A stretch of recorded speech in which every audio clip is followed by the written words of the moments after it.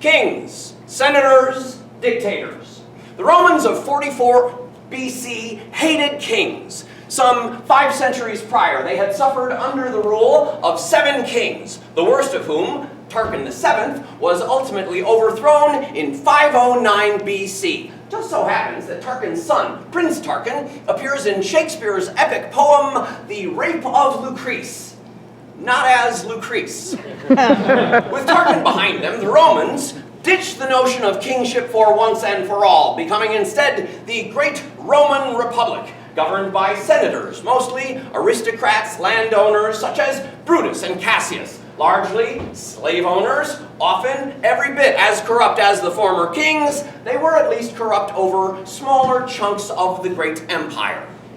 As we know, senators are mostly incompetent, generally incapable of agreement or leadership, and one might occasionally fantasize about life under a benevolent dictator. In Rome, it was not uncommon for a dictator to be appointed to temporary emergency terms of 6 months, perhaps several years, or in the case of Julius Caesar, following 4 triumphant wars, for life. People were generally okay with this, just as long as the dictator did not become king.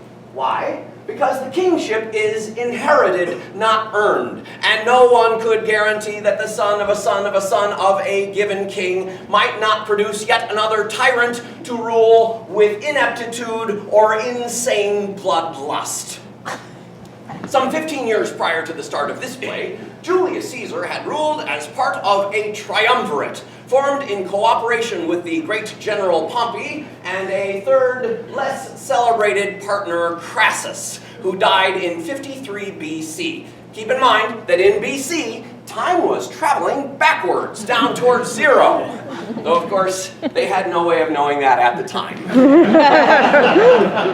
Each triumvirate always seems to have a go-between partner, a less powerful third, to mitigate the powers of the 2 competing leaders. And following Crassus' death, Julius Caesar began to outshine Pompey in battle, conquering Gaul, mostly what we now call northern Italy and France. Largely, it was just Caesar taking over a bunch of unincorporated villages, tribal lands, and fiefdoms, and when he was finally summoned to return to Rome, he stuck a label on it and declared that he had conquered Gaul. He had a lot of Gaul. The senators ordered Caesar to dissolve his army before returning to Rome, but when Caesar's ally, Mark Antony, flees Rome to escape assassination, Caesar uses this as the pretext to famously cross the Rubicon, bringing his army back over the Rubicon River in 49 BC, beginning a civil war.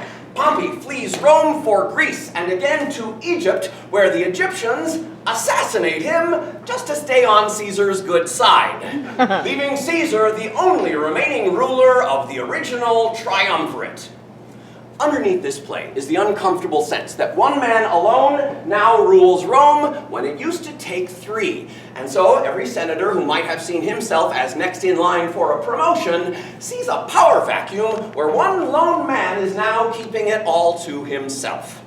When Caesar chased Pompey into Egypt, he met the beautiful Queen Cleopatra, who, scandalously, had herself delivered to Caesar wrapped up inside of a carpet, which, when unrolled, some suggest, found her naked and waiting for him.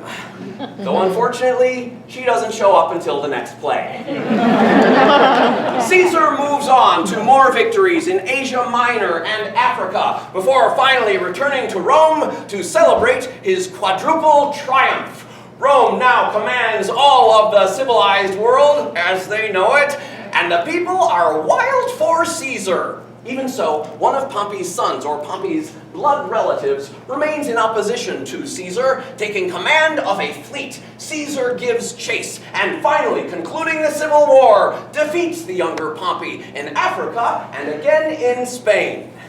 Act 1, Scene 1. Amid Caesar's victorious return, the tradesmen of Rome